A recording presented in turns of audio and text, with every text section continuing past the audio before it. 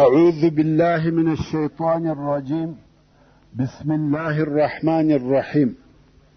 إن الحمد لله نحمده ونستعينه ونستغفره ونعوذ بالله من شرور أنفسنا وسيئات أعمالنا. من يهده الله فلا مضل له ومن يضلل فلا هادي له، وأشهد أن لا إله إلا الله وحده لا شريك له، وأشهد أن محمدا عبده ورسوله صلى الله عليه وآله وسلم تسليما كثيرا. أما بعد، د سرور کائنات صلی الله علیه و آله وسلم ژوند.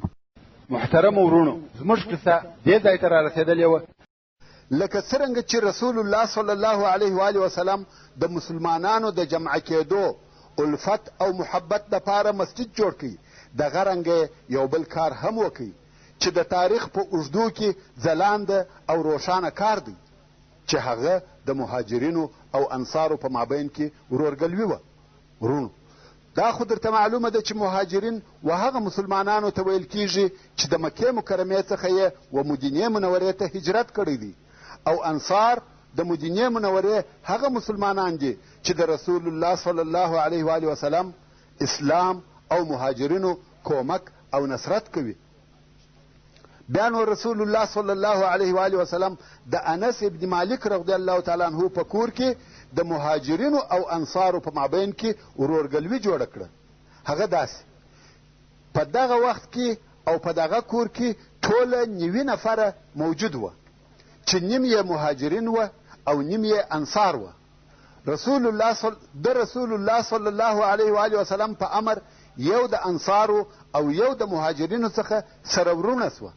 امر داسې و چې د انصارو څخه د هر نفر د مهاجرینو یو نفر د ځان دپاره اختیار کی او د ځان ورور دی وبولي، او هر ورور دی پس له مرګه څخه د هغه بل ورور د هغه میراث وړي، نه ذوي الارحام، یعنی هغه اقرباو ته میراث نه رسیږي، بلکې دغه اوسنۍ ورورګلوي دوی په میراث کې شریکوي. او دغه د میراث وړلو حکم د بدر تر غزا پورې دوام درلودی، کوم چې بیا د الله جل جلاله دا قول نازل سو چې د سورة الانفال په 75 نمبر آیات کې فرمایي: وَأُولُو الْأَرْحَامِ بَعْضُهُمْ أَوْلَى بِبَعْض. نو بیرته د میراث حکم و هغه خپلو اقرباو ته وګرځېدی.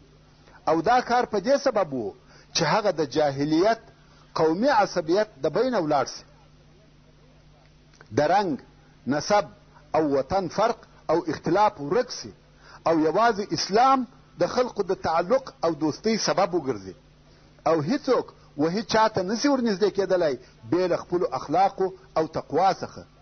او رسول الله صلی الله علیه و آله وسلم دغه ورورګلوي یو نافذه او عملی عقد وګرځاوه، نه فقط د خولې خبرې چې خلق په خوله سره وایي او د عمل یې هیڅ اثر نه وي. په دغه ورورګلوي کې الفت او محبت و، قربانی او صداقت و، بل دا چې مهاجرینو خپل وطن، خپل کورونه او خپل مالونه پرې ایښي دي، حتی د مدینې منورې د ژوند او خلقو سره هم نابلده دي، نو چاره نسته چې یو نفر یې مسؤلیت پر غاړه وانخلي. د رسول الله صلی الله علیه و آله وسلم په امر د مهاجرینو او انصارو په مابین کې فورا واقعي ورورګلوي شروع سوه. امام بخاري رحمه الله روایت کوي: کم وخت چې مهاجرین مدینې منورې ته راغله او رسول الله صلی الله علیه و آله وسلم د مهاجرینو او انصارو په مابین کې ورورګلوي برقراره کړه، سعد ابن ربیع رضی الله تعالی عنه چې د انصارو څخه دی، عبدالرحمن ابن عوف رضی الله تعالی عنه چې د مهاجرینو څخه دی، په ورورګلوي اختیار کوي.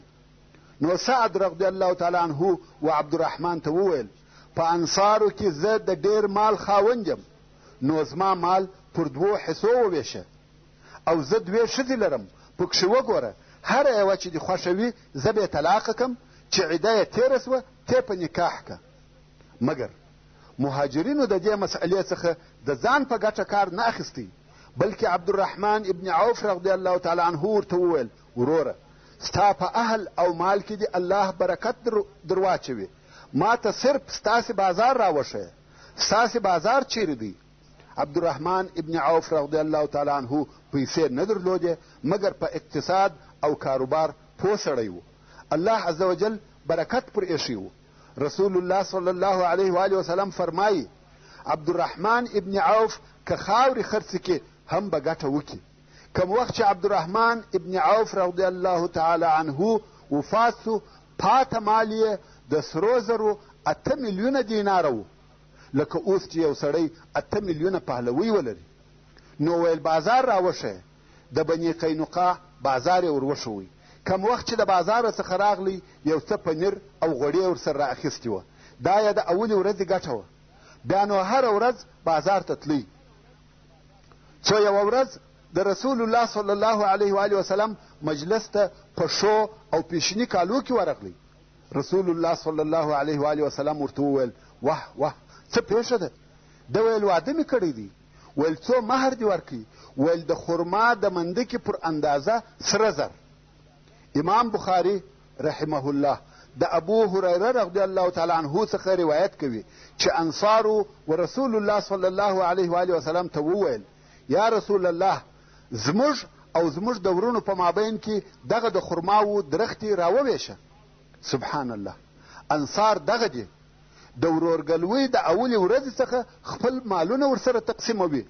خو رسول الله صلی الله علیه و آله وسلم وفرمیل یا. بیا نو انصارو و مهاجرینو ته وویل چې تاسې زموږ سره د باغو په کار کې کومک کوئ او موږ به مو د باغو په حاصلاتو کې را سره شریکان کو. مهاجرینو ویل خوښه او قبوله مو ده. ورونو دغه حالات د انصارو پر هغه ډېرې مهربانۍ دلالت کوي چې د خپلو مهاجرو ورونو سره یې درلوده. خو بالمقابل مهاجر مسلمانان د انصارو و دغه کرم ته د پوره تقدیر او احترام په سترګو کتل او دغه د دوی اخلاص یې د ځان په ګټه نه استعمالاوه. کار خو یې ورسره کاوه مګر د دوی د مالو څخه یې فقط دونه اخیسته چې شپه یې په تېرېده. او په حق سره د رسول الله صلی الله علیه و آله وسلم د طرفه څخه دغه ورورګلوي یو په زړه پورې حکمت او حکیمانه سیاست و. او د ډیرو هغه مشکلاتو دپاره چې مسلمانان ورسره مخامخ وه ډېر ښه حل او مناسبه لار وه. لکه څرنګه چې رسول الله صلی الله علیه و آله وسلم د مسلمانانو په مابین کې دغه ورورګلوي برقراره کړه. دغه رنګه د مدینې منورې د اوسېدونکو دپاره یوه عهدنامه هم ولیکل چې دغه عهدنامې ته موږ په اوسنۍ اصطلاح د نوي اسلامي دولت دپاره قانون اساسي هم ویلی سو. دا داسې عهدنامه یا قانون و چې په هغه سره د جاهلیت رواجونه او قبیلوي اختلافات لرې او ورک کړه. دې قانون د نوي دولت دپاره داخلي او خارجي نظام کښېښاوه. په دې قانون کې داسې مادې وې چې د اسلامي دولت د افرادو په خپل مابیني علاقاتو پورې تعلق درلودی او د نور خارجي خلقو یا قبیلو سره یې په علاقاتو پورې تعلق درلودی. یعنی داخلي او خارجي سیاست دواړه پکښې ځای سوي وه چې اوس به د هغه قانون ځینې لوی او مهمې مادې درته بیان سي. اول یا اوله ماده ټول مسلمانان که د قریشو څخه وي که د مدینې منورې د اوسېدونکو څخه وي او هر هغه څوک چې د دوی سره یو ځای کیږي او د دوی په ملګرتیا جهاد کوي دا ټول د نورو خلقو څخه جلا ځان ته یو امت دی. دوهم دغه ټول مسلمانان د قبیلوي اختلاف سره سره په خپل مابین کې کومک سره کوي او د خپل بندي یا بندیانو د خلاصولو دپاره په عدل او احسان سره فدیه ورکوي. دریم مسلمانان په خپل مابین کې یو پوروړی یا غریب عیالداره نه پرېږدي چې د ده سره کومک ونه کړي یا یې د بندي فدیه نه کړي وربرابره. څلرم مسلمانان ټوله و هغه چاته یو لاس دي چې پر دوی ظلم او تجاوز کوي یا په دوی کې فساد او ګناه نشروي که څه هم دغه څوک په دوی کې د یو چا اولاد وي. پنځم یو مسلمان به بل مسلمان د کافر په بدله کې نه وژني او نه به د کافر سره د مسلمان په مقابل کې کومک کیږي. شپږم د کفارو سره به په فی سبیل الله جنگ او جهاد کې د مسلمانانو صلح په پوره اتفاق او اتحاد وي. داسې نشي کېدلی چې ځینې مسلمانان په انفرادي ډول صلح ورسره وکړي. اووم، هر هغه مؤمن چې په دغه عهدنامه اقرار کوي او ویې مني پر الله او د آخرت پر ورځ ایمان ولري، دا نه ده ورته روا چې د یوه کافر نصرت او کومک وکړي یا ځای ورکړي. که کومک وکړي یا یې ځای ورکړي، د قیامت په ورځ پر هغه د الله غضب او لعنت دی او د ده څخه هیڅ شی نه قبلول کیږي. ورونو، څرنګه چې د مدینې منورې ځینې یهود د مسلمانانو سره په دغه معاهده کې شامل او داخل سوه، نو اوس یو څه مادې د هغو په باره کې دي. اتم، یعنی اتمه ماده، یهود د بني عوف په دغه عهدنامه کې د مسلمانانو سره یو ځای دي. د یهودو خپل دین دی او د مسلمانانو خپل دین دی، بې له هغو کسانو څخه چې ظلم یا یوه ګناه وکړي. هغه څوک بې له خپله ځانه او خپلې کورنۍ څخه بل څوک نه هلاکوي. نهم، یهود د خپلې نفقې مسؤله دي او مسلمانان د خپلې نفقې، او دوی یو د بل کومک د هغه چا په مقابل کې سره کوي چې د دغه عهدنامې پر افرادو تجاوز او تیری کوي. لسم، د دغه عهدنامې د منونکو په مابین کې که کم داسې اختلاف یا قضیه پیښه سوه چې د هغه په نتیجه کې د فساد او فتنې بیره وه، هغه موضوع و الله جل جلاله او رسول الله صلی الله علیه و آله وسلم ته راجع کیږي. هر څه چې د هغو حکم و په هغه سره فیصله کیږي. یولسم، د دغه عهدنامې د افرادو څخه هر څوک که په مدینه منوره کې وي هم په امان دی، او که تر مدینې منورې د باندې ولاړ سي هم په امان دی. دغه قانون نورې مادې هم درلودې، خو دغه یې زموږ د بحث دپاره مهمې مادې وې چې بې له رسول الله صلی الله علیه و آله وسلم څخه بل هیڅوک حق نه لري چې تر مدینې منورې د باندې د یو چا سره عهد، اتفاق او قرارداد وکړي. نه یهودو او نه د مدینې منورې نورو مشرانو ته دا اجازه شته چې د خارجي خلقو سره تعهد یا اتفاق وکړي. دا کار فقط پر رسول الله صلی الله علیه و آله وسلم پورې تعلق لري.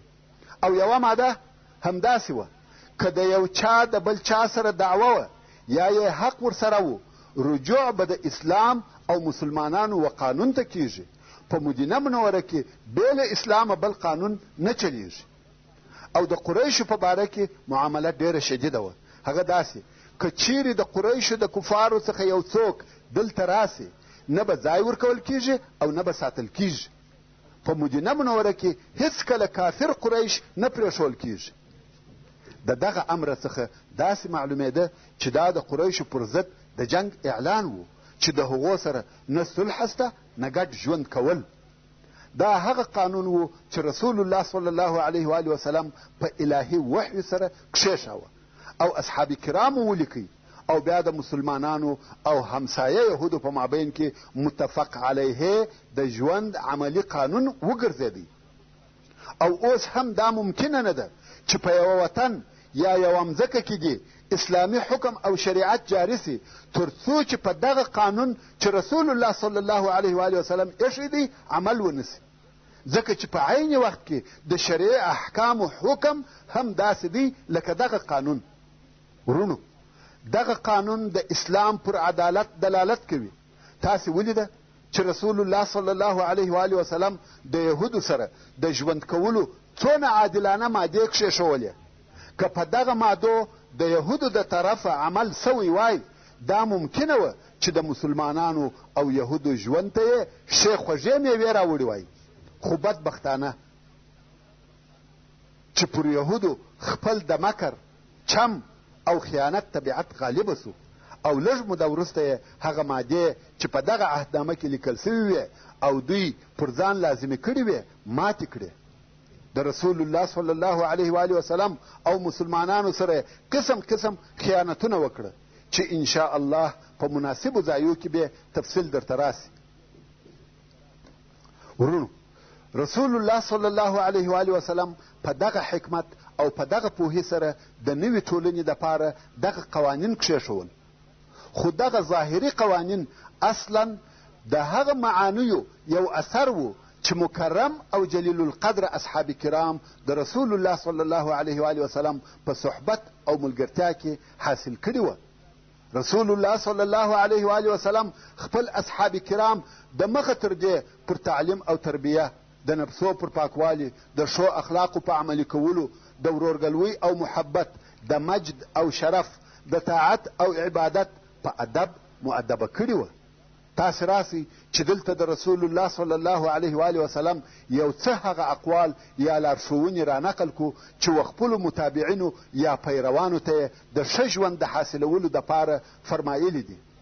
یو خو به موږ د خپل رهبر او پیشوا سرور کائنات جناب رسول الله صلی الله علیه و آله وسلم دغه ارشادات د خپل ژوند سرمشق وګرځوو، او بل به مو د هغه جاهلانو او ګمراهانو لږ رد ویلی وي کم چې د پخوا څخه تر اوسه پورې پر هغه عظیم الشانه جناب او د الله جل جلاله پر رالیږل سوي رسول صلی الله علیه و آله وسلم بې ځایه او ناوړه نومونه یا القاب ایږدي.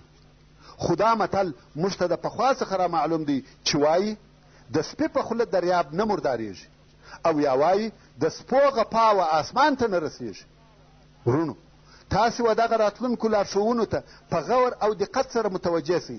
پس له اورېدلو یا ویلو به قضاوت و تاسې ته در پرېږدم. تاسې به د ډنمارک د ګاودارانو یا د ثقافت او تمدن د هغه پروفیسرانو چې د سپو او بیزوګانو سره ښځې ودوي، یا د بشر د حقوقو د هغه ټیکهدارانو چې په یوه وار پوره او کامل وطنونه د ښځو او کوچنیانو، سپینږیرو او ځوانانو سره خرابوي او انسانان یې په بېرحمانه قتل سره وژني، یا یې په هغه بندیخانو کې اچوي چې انسانیت په شرمیږي. هغه تهمتي القاب به مو هم اورېدلي وي چې رسول الله صلی الله علیه و آله وسلم ته یې نسبت کوي. د دغه لارښوونو تر اورېدلو وروسته قضاوت هم تاسې وکړئ. د رسول الله صلی الله علیه و آله وسلم څخه یو چا پوښتنه وکړه چې کم اسلام خیر او بهتر دی؟ ده صلی الله علیه و آله وسلم وفرمایل چې خلقو ته ډوډۍ ورکوې او هر چاته کې پیژنې کې نه پیژنې سلام ور اچوې. عبدالله ابن سلام رضی الله تعالی عنه چې په اصل کې یهودي و او بیا مسلمان سو، دی وایي کم وخت چې رسول الله صلی الله علیه و آله وسلم مدینې منورې ته راغلی زه ورغلم. کم وخت چې مې د ده علیه الصلاة وسلام مخ ولیدی زه پوه سوم چې دا مخ د درواغجن مخ نه دی. او اوله خبره چې رسول الله صلی الله علیه و آله وسلم وفرمایل هغه دا وه: ای خلقو، په خپل مابین کې سلام نشر کوي، یعنی که څوک پیژنې کې نه پیژنې سلام ور واچوه. ورونو، تاسې پوهیږئ چې د سلام ویلو څه مقصد او څه معنا ده. دا چې ته د اول وار دپاره د یو چا سره مخامخ سې او د ده دپاره د الله عز وجل څخه د سلامتیا غوښتنه کوې، ورته ووایې چې پر تا دې سلامتیا وي. آیا دا ممکنه ده چې ته دې و هغه ته تکلیف ورکړې؟ هېڅکله نه. دا د اسلامي واقعي او صادقه سلام مفهوم او مقصد دی، او هغه مقابل طرف هم په عین لطف او اطمینان و تا ته دغسې سلامتیا وغواړي. دلته به څونه حب او همکاري پیدا سي. نو رسول الله صلی الله علیه و آله وسلم فرمایي: ایها الناس افشوا السلام، ای خلقو په خپلو مابینو کې سلام نشر کړئ، واطعموا الطعام، او خلقو ته ډوډۍ ورکوئ، وصلوا الارحام، او د اقرباو سره دوستي او همدردي کوئ، وصلوا باللیل والناس نیام، او د شپې چې خلق بیده وي تاسې لمونځ کوئ. تدخلوا الجنة بسلام، په سلامتیا سره به جنت ته داخل سئ. او رسول الله صلی الله علیه و آله وسلم فرمایي هر هغه څوک چې د ده همسایه د ده د آزارو څخه نه وي په امان، هغه جنت ته نه داخلیږي. نو ته فکر وکړه چې زه ستا همسایه یم او ته زما، او دا د اسلام امر وي. رسول الله صلی الله علیه و آله وسلم فرمایي مسلمان هغه څوک دی چې نور مسلمانان د ده د لاس او ژبې د آزاره څخه سالم پاته سي، یعنی د ده د هره شره څخه په امان وي. رسول الله صلی الله علیه و آله وسلم فرمایي ټول مؤمنان لکه یو سړی یا ټول مؤمنان د یوه سړي په مثال دي. که د یو چا سترګه خوږېده ټوله بدن یې په تکلیف وي، که سر خوږېدی ټوله جسم یې په تکلیف وي. یعنی که په مسلمانانو کې یوه سړي ته مشکل پیښ و ټوله باید په خوښ سي او ټوله د ده د تکلیف د لرې کولو دپاره کوښښ وکړي. رسول الله صلی الله علیه و آله وسلم فرمایي مؤمن د مؤمن دپاره داسې مثال لري لکه د دیواله خښتې یوه په بله ټینګېږي. په پښتو کې متل دی وایي که تا ویل چې زه یم او ما ویل چې زه یم نه به ته یې نه به زه یم. که تا ویل چې ته یې او ما ویل چې ته یې هم به زه یم هم به ته یې. رسول الله صلی الله علیه و آله وسلم فرمایي یو د بل سره بغض مه کوئ، حسد مه سره کوئ، دسیسې مه سره جوړوئ او د الله عز وجل بندگان ورونه اوسئ. او مسلمان ته دا نه ده روا چې د بل مسلمان ورور سره تر 3 ورځې زیات خبرې بندې کړي. رسول الله صلی الله علیه و آله وسلم فرمایي مسلمان د مسلمان ورور دی، نه ظلم ورسره کوي او نه دشمن ته تسلیموي. او هر هغه څوک چې د خپل ورور د حاجت په اجرا کولو کې وي الله عز وجل به د ده حاجت ورپوره کړي. که چا د یو مسلمان څخه یو تکلیف لرې کړي الله عز وجل به د قیامت د ورځې د تکالیفو څخه د ده څخه یو تکلیف لرې کړي. که چا د یو مسلمان پرده وکړه الله عز وجل به د قیامت په ورځ د ده پرده وکړي. او رسول الله صلی الله علیه و آله وسلم فرمایي پر هغه چا رحم وکړي چې په مځکه کې دي هغه څوک به رحم در باندې وکړي چې په آسمان کې دی. رسول الله صلی الله علیه و آله وسلم فرمایي هغه څوک مؤمن نه دی چې دی ځان مړوي او څنګ ته یې همسایه وږی وي. رسول الله صلی الله علیه و آله وسلم فرمایي مسلمان ته بد ویل فسق دی او جنگ ورسره کول کفر دی. رسول الله صلی الله علیه و آله وسلم د لارې څخه د آزار د شي لرې کول لکه سیشه ډبره د کیلې پوستکی او داسې نور صدقه بللې ده او د ایمان د حصو څخه یې یوه حصه بللې ده. رسول الله صلی الله علیه و آله وسلم خلق د خیرات ورکولو ته تشویقول او د خیرات داسې فضایل یې ورته بیانول چې د خلقو په زړو کې خیرات خوښ ګرځېدی. رسول الله صلی الله علیه و آله وسلم فرمایي صدقه او خیرات ګناهونه داسې پټوي لکه اوبه چې اور وژني. ورونو دا پر غریبانو رحم سو. رسول الله صلی الله علیه و آله وسلم فرمایي هر مسلمان که بل مسلمان ته د لڅوالي په وخت کې کالي ورکړه الله عز وجل به د جنت کالي په واغوندي. هر مسلمان که بل مسلمان ته په لوږه کې خواړه ورکړه الله عز وجل به د جنت د میوو څخه خواړه ورکړي. او هر مسلمان که تږی مسلمان اوبه کوي الله عز وجل به رحیق مختوم په وچشي. رحیق مختوم د جنت ښه شربت دی. او رسول الله صلی الله علیه و آله وسلم فرمایي خپل ځانونه د دوژخ د اوره څخه وساتئ که څه هم د نیمې خرما په خیراتولو سره وي. که هغه هم ونه لرئ نو په ښه خوږه خبره سره.